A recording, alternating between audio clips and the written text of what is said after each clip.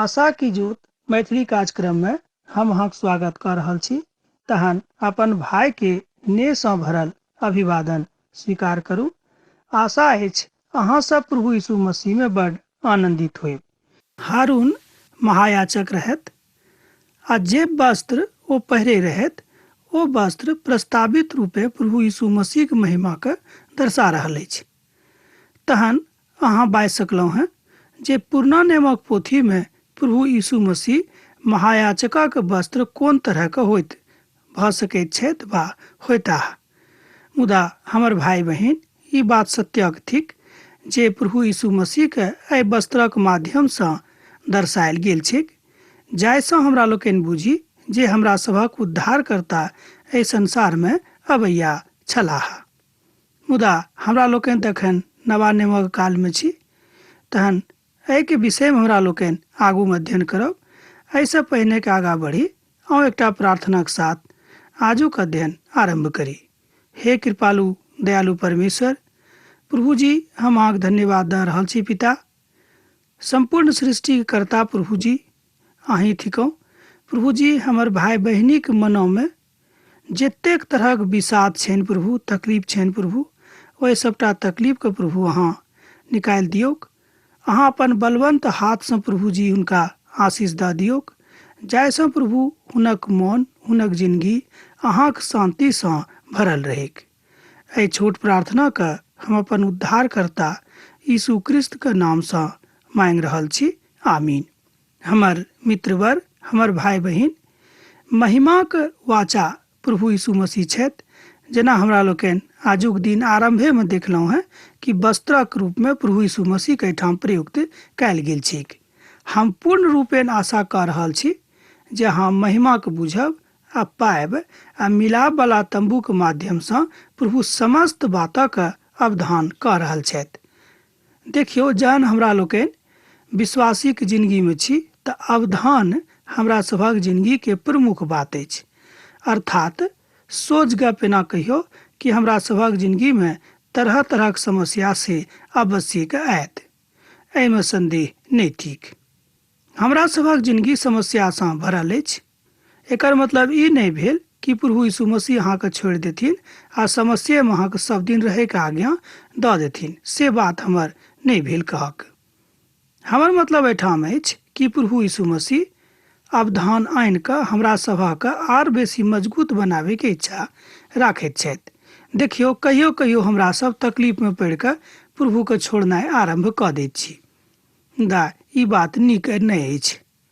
आ फेर ओ नीला, बैजनी और लाल रंगक काढ़ल गेल कपड़ा सँ पवित्र स्थानक सेवकाई के लेल और हारूनक लेल वस्त्र बनौलथि, जाहि तरहक आज्ञा प्रभु मूसा के देने रहथिन।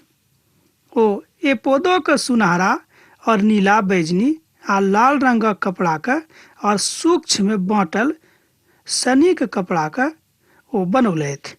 एहि बातक हमरा लोकनि एक पद में आ दोसर पद में पढ़ि सकलहुँ हैं। जेना हम पहिने यहाँ के बता देलहुँ कि आजुक दिन हमरा लोकनि दुनू अध्याय के अध्ययन एके संगे कऽ रहल छी। एहि बातक अहाँ एहि तरह बुझि सकलहुँ हैं। ई वस्त्र के पवित्र वस्त्र के कहल जा सकै छै, कारणे प्रभु एहि वस्त्र के पहिरावे के माध्यम से हमरा सभक बता रहल छथि कि अहाँक उद्धारकर्ता प्रभु यीशु मसीह एहि संसार में अबैया छथि। हमर मित्रवर, हमर भाई बहिन, एहि बातक अहाँ कनेक ध्यान दियौक कि प्रभु अहाँके कतेक नेह राखैत छथि। तैं ओ एहि सबटा बातक इंतजाम अपन पूत के एहिठाम पठावे से पहिनहिए कऽ देने रहथिन। एहि बातक एहिठाम सूक्ष्मता के साथ, बड़ विवेक के साथ बतायल गेल छैक। आउ अब पांचम पदक दिस कनेक मनन करब। एपोदो के जोड़ा वाला हेतु ओ हुनक कान्हा पर पहरा के बंधनावे के रहतिक। ओ अपन दुनू अलंग से जोड़ल गेल रहिक। एहि बातक अहाँ 39 अध्याय के 4 पद में पढ़ि सकलहुँ हैं। आ एहिठाम जो हमरा लोकनि विशेष रूपे ध्यान देब तब पायब जे प्रभु परमेश्वर महायाजकक लेल जे वस्त्र तैयार करवा रहल छथि, ओहि वस्त्रक पवित्रता के दिस विशेष रूपे ध्यान दऽ रहल छथिन। जेना हम एक बेर आरो कहने छलहुँ हैं, बा एना कहियो एहि बातक हम बेर बेर कहैत रहैत छी कि प्रभु के पवित्रता बड पसंद छनि। जे केओ पवित्र छथि प्रभु हुनका से नेह राखैत छथिन। मान लियो अहाँ खूब गरीब छी आ एक बादो जो अहाँ पवित्र जिंदगी नहीं बिताबैत छी तब परमेश्वर अहाँ से प्रेम नहीं रखता। सुनै में तो ई बात बड खराब लागैत अछि, मुदा ई बात सत्यक थिक, तैं हम अहाँ की बात बता रहल छी। मान लियो अहाँ खूब गरीब छी, अहाँक जिंदगी ओतेक पवित्र नहीं अछि जतेक पवित्रता प्रभु अहाँ से अपेक्षा राखैत छथि, आशा राखैत छथि। मान लियो जौन नहीं अछि तऽ अहाँ आशा नहीं राखू कि प्रभु से हम किछु पाएब। एहि बातक पवित्र पोथी में बड स्पष्ट जकाँ याकूबक पोथी में बतायल गेल छै 6 पद में। पहिल अध्याय के ओतऽ लिखल गेल छै कि एहन मनुख ई कहियो आशा नहीं राखैत कि प्रभु से हुनका किछु भेटतनि। एहिठाम अनुकूल परिस्थिति भऽ रहल अछि, एना कहियो एहन नीक मौका भेटा रहल अछि, अर्थात प्रभु से एहि बातक अहाँ सीख सकलहुँ हैं। तहन 5 पद में एहि बातक बतायल गेल छै, सुनहरा और नीला बैजनी और लाल रंगक कपड़ा के और सूक्ष्म बाँटल सनी के कपड़ा के बनायल गेलिक। जेना प्रभु मूसा के आज्ञा देलखिन ओही तरह मूसा करैत गेलखिन। अर्थात समग्र रूपे हमरा लोकनि बुझि सकलहुँ हैं जे सब आज्ञा मूसा के प्रभु दैत रहथिन ओहि सबटा बातक ओ नीक सँ करैत रहथिन। एहि वस्त्रक विशेषता यह थिक जे प्रभु एहि वस्त्रक कनेक असामान्य ढंग से बनाबैत छथि। एना कहियो सामान्य ढंग से नहीं बनाबैत छथि, किएक कि महायाजकक वस्त्र रहैक। तैं ओहि वस्त्रक एकटा विशिष्टता के लेल जाहिसँ ओ वस्त्र कनिक अलग झलकैक, तकरा लेल प्रभु परमेश्वर एहि वस्त्रक बनावट के अलग जकाँ बनाबै के आज्ञा दऽ रहल छथि। जाहि वस्त्रक प्रभु महायाजक के पहिराबै के आज्ञा देलनि ओ तऽ रहैक जे प्रभु में सम्मति राखैत छथि।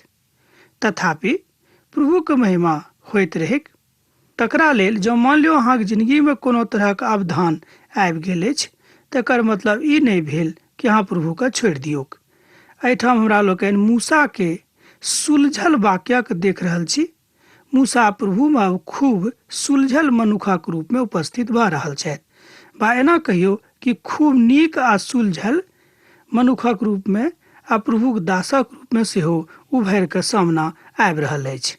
हुनको जिंदगी में तरह तरहक अवधान रहनि, मुदा एहिके बादो ओ कहियो परमेश्वर से अलग होयबाक बात नहीं सोचैत छथि। आ ओहि विद्वानक मत से जँ हमरा लोकनि हुनका दिस देखबै तऽ हमरा सब पाएब कि मूसा में ओहि सबटा बातक के ज्ञान रहनि। ओहि महान दिनक रोज जहन हारून सोनीतक लऽ कऽ परम पवित्र स्थान में प्रवेश करैत रहथि, ओहि दिन कोनो तरहक चमकदार वस्त्रक पहिर कऽ नहि, मुदा सामान्य वस्त्रक पहिर कऽ ओतऽ परम पवित्र स्थान में जाइत रहथि। किएक तऽ ई आज्ञा पिता परमेश्वरक रहनि, आरो कोनो मनुखक दिस से ई आज्ञा हुनका नहीं भेटल रहनि। जे दोसर पुरोहित सब पहिरैत रहथि ओ वस्त्र आवश्यक साधारण होइत रहैक, मुदा ओहि वस्त्र से लोग एहि बातक बुझैत रहथि कि पुजारी सभा के वस्त्र छनि, प्रभु के सेवका के वस्त्र छनि। मुदा ई एकर मतलब नहीं भेल जे हुनका सभक वस्त्र पवित्र नहीं होइत रहनि। हुनको सभक वस्त्र पवित्र होइत रहनि, मुदा महापुरोहितक वस्त्र बा एना कहियो महायाजकक वस्त्र से कनिक अलग जकाँ होइत रहैक। एहि बातक आज्ञा मूसा के प्रभु दऽ देलखिन। ओ पवित्रता आ धार्मिकता के परिचायक रहैक। यशायाक पोथी तकर 52 अध्याय के 11 पद बताबैत अछि, जे प्रभु में केओ अपवित्र वस्त्रक पहिर कऽ हुनका लग नहीं जा सकैत छथि। देखियौ कनेक एहि पदक एक बेर और 52 अध्याय के 11 पद में बतायल गेल अछि, जे प्रभु में केओ अब पवित्र वस्त्र पहिर कऽ हुनका लग नहीं जा सकैत छथि। यह भेल प्रभु के महिमा के प्रतिफल आ तकर याचना। प्रभु में बड नीक छलाह। प्रभु कहियो पापीक संग समझौता नहीं करता। जेना हम बेर बेर अहाँ कहैत रहैत छी, ओ पापक संग कोनो परिस्थिति में समझौता नहीं करता है। एहि बातक सेहो एहिठाम प्रयुक्त रूपे बतायल गेल छै। हमर भाई बहिन, एहि बातक अहाँ कनेक ध्यान दियौक कि प्रभु कहैत छथि कि जँ अहाँ हमरा संगे छी, जँ अहाँ हमरा संगे लागल रहब, जँ अहाँ हमरा संगे बनल रहब, तऽ निश्चित रूपेण अहाँक संगे हमहूँ बनल रहब आ हमर प्यार अहाँक लेल सब दिन बनल रहत। मुदा एहि बातक हमरा लोकनि कोना पाबि सकलहुँ हैं जँ हमरा सब प्रभुक संग बनल रहब। आब ई बात रुचिकर बनि जाइत अछि जे जहन हारून परम पवित्र स्थान में बलिदान चढ़ेबाक हेतु जाइत रहत जे पापी लोकक माफ दियौन, तहन ओ बड्ड साधारण वस्त्र पहिर कऽ जाइत रहथि। तहन हुनका देही पर कोनो बड्ड नीक आ चमकदार वस्त्र नहि रहैत रहनि। आ जहन प्रभु यीशु मसीह संसार में धरती के ऊपर आबैत छथि, ओ अपन संगे कोनो अपवित्र वस्तुक लऽ कऽ नहि आबैत छथि, मुदा ओ पवित्रता के चमकदार वस्त्र पहिन कऽ संसार में आबैत छथि। देखियौ, एहिठाम हमर कहक अर्थ अछि कि जहन प्रभु यीशु मसीह के अवतरण एहि संसार में होइत छनि पवित्र शास्त्रक अनुसार, तऽ ओ कोनो चमकदार वस्त्र पहिर कऽ संसार में नहि आबैत छथि, मुदा पवित्रताक महान वस्त्र पहिर कऽ ओहि संसार में आबैत छथि, किएक तऽ प्रभुक आज्ञा एहि तरहक रहनि। आ जतेक काल धरि प्रभु यीशु मसीह एहि संसार में अपन देही धारण में रहथि, ओहि काल में पिता परमेश्वरक परम पवित्र वस्त्र पहिर कऽ ओ घुरैत फिरैत रहथि, एहिमे संदेह नहि थिक। आब अहाँ कहबै जे यौ ओ वस्त्र कोनाक रहैक, कोन तरहक रहैक, कनि हमरो बताबियौ। हमर भाई बहिन, ओ वस्त्र पवित्रताक रहै, ओकर कोनो रूप रंग नहि अछि जे हम अहाँके बता दी। एहि बातक अहाँ एना नीकसँ बुझब, मान लियौ अहाँके पेट में दर्द अछि, अहाँ अपन बाबूके, भाई मायके वा अपन करीबीके कहलिए कि यौ हमर तऽ पेट में दर्द अछि, तहन जँ ओ पूछता कि पेटक दर्द केहन अछि, कार अछि कि गोर अछि, मोट अछि कि पातर अछि, छोट अछि कि पैघ अछि, तऽ अहाँ की बतेबै? कतेक भारी अछि मुदा दर्द अछि। आ दर्द एहन वस्तु होइत अछि जे अहाँके जानो लऽ सकैत अछि, मुदा ओहि दर्दक कोनो रूप रंग नहि होइत अछि। आब तऽ बुझै छी, अहाँ बुझि गेल होबै कि पिता परमेश्वर के पवित्र वस्त्र पहिर कऽ प्रभु यीशु मसीह संसार में आयल छलाह। एहिसँ नीक आर हम अहाँसँ की बताबी। प्रतीक्षा में जँ अहाँ लागल रहब तऽ ई सबटा बातक अहाँ नीकसँ बुझि लेब। नेनहक रूप में तहन कालांतर में ओ स्वयं पापी बनि गेलाह, किएक तऽ जँ ओ पापी नहि बनथिन तऽ मनुष्य जातिक पाप कोना कऽ एहि संसार से हटौथिन। देखियौ, प्रभु अहाँसँ कतेक प्रेम कैलथि जे अहाँके लेल ओ पापी बनि गेलाह। ई बात कहै में हमरा कनिको हिचकिचाहट नहि होइत अछि कि हमरा कारणे, अहाँके कारणे प्रभु यीशु मसीह संसार में आबि कऽ पापी बनि गेलाह। किएक तऽ पवित्र पोथी में लिखल गेल छै कि पापक दंड तऽ मृत्यु थिक, तैं प्रभु यीशु मसीह के हुनको मृत्यु दंड भेटलनि, जेना हमरा लोकनि एहि बातक सीख रहल छी आ सीखने छलहुँ हैं। एहि पोथी के बाद जे हमरा लोकनि पोथी के आरंभ कऽ रहल छी, ओहि पोथी में सेहो एहि बातक हमरा लोकनि विस्तार पूर्वक सीखब। प्रभु के महिमा एहिठाम प्रयुक्त रूपे भऽ रहल अछि। दोसर कुरिन्थियों पोथी में एहि बातक स्पष्ट रूपे बतायल गेल छै जे दोसर कुरिन्थियों 5 अध्याय के 21 पद में आ 19 पद में एहि महानताक विषय में सेहो बतायल गेल अछि। ओतऽ साधु पौल भेदक बात बताबैत कहैत छथि कि एहन कोनो ढंग नहि छनि जेकर प्रस्तुतिकरण प्रभु यीशु मसीह के प्रेम सँ पैघ अछि। बहुत विद्वान सब एहि बातक बड़ स्पष्ट रूपे अभिव्यक्ति कयने छथि, मुदा साधु पौल एहि बातक बड़ स्पष्ट आ सामान्य ढंग सँ हमरा सबके बता रहल छथि कि जे प्रभु एकदम अहींके लेल आबि कऽ प्राण दऽ देलखिन, की अहाँ ओहि प्रभु के बिसरा देलहुँ हैं? की अहाँके मन में हुनका प्रति नेह नहि अछि? की अहाँ हुनका बिसरा देने छियनि? हमर भाई बहिन, हमर मित्र वर, कनिक एहि बातक ध्यान दियौक। प्रभु कतेक नेह अहाँसँ राखैत छथि। हमर एहिठाम कहक मतलब अछि कि कोनो कारणे हमरा लोकनि प्रभु से जँ अलग नहि हो रहल छी तऽ बड्ड नीक बात अछि। अहाँ प्रभु से अलग जँ होइब तऽ कहियो अहाँके हृदय में संतुष्टि प्रदान नहि हैत। एहिठाम मूसा बता रहल छथि कि जेना जेना हमरा जे जे काज करबाक आज्ञा प्रभु देने छथि, ओही तरह हमरा लोकनि ई काजक करब आ एम्हर ओम्हर नहि देखब। एहिठाम एक बेर हम आरो बता रहल छी जे मूसा एकदम सत्यक भक्तक रूप में एहिठाम प्रयुक्त भऽ रहल छथि। बा एना कहियो हुनक प्रस्तुति एठाम एकटा महान प्रभुक दासक रूप में भऽ रहल छनि। तैं प्रभु कहलखिन कि अहाँ सदिखिन हमर नजरी में बनल रहैत छी। ई सराहनीय बात अछि, हमरा लोकनि बड्ड नीक बातक बुझि सकैत छी। सत्य में वस्त्रक सुंदरता बड्ड सराहनीय थिक। सच में महायाजकक वस्त्र चमकदार आ भड़कीला वस्त्र रहनि, एहिमे कोनो शक नहि। मुदा जेना हम कहलहुँ हँ, बलि चढ़ा कऽ जहन हारून जाइ छलखिन परम पवित्र स्थान में, तऽ ताहि काल में ओ एकदम साधारण वस्त्र पहिर कऽ जाइत रहथि, किएक कि प्रभुके आज्ञा रहनि। जेना हम अहाँसँ पहिने ये कहने छलहुँ कि जे केओ ओहि काल में कोनो अपवित्र वस्तु पहिर कऽ बा अपवित्र मौन राखि कऽ जँ जाइत रहथि तऽ हुनक मृत्यु भऽ जाइत रहनि। एकटा भेदक बात हम आरो बता रहल छी कि जहन महायाजक ओहि परम पवित्र स्थान में जाइत रहथिन तऽ हुनका लोग सब घंटी बांधि दैत रहनि आ ओ घंटीके रसरी बाहर में रहैत रहै। मुदा जखन धरि ओतऽसँ आवाज झुनझुन आबैत रहै तऽ लोग बुझैत रहथि कि महायाजक जीवित छथि, आ जँ ओ बंद भऽ जाइत रहथि तऽ लोग सब बुझैत रहथि कि महायाजक अब संसार में नहि छथि, ओ मरि गेलाह। मुदा हुनक मृत्यु पापक कारणे भेलैक। एहि तरहक इंतजाम कयल गेल रहैक, किएक तऽ जँ केओ कोनो कारणे कोनो अपवित्र वस्तुक लऽ कऽ ओहिठाम परम पवित्र स्थान में जाइत रहथिन तऽ हुनक इएह गति होयवला रहनि। एहि बातसँ हमरा लोकनि सीख सकैत छी। भऽ सकै जे हम गरीब छी, भऽ सकै जे हम अमीर छी, मुदा जँ हम पवित्र जिंदगी नहि बिता रहल छी तऽ प्रभु की बात कहियो पसंद नहि छनि। ई तथ्य हमर उद्धारकर्ताक शक्तिके प्रयुक्तिकरण कऽ रहल अछि।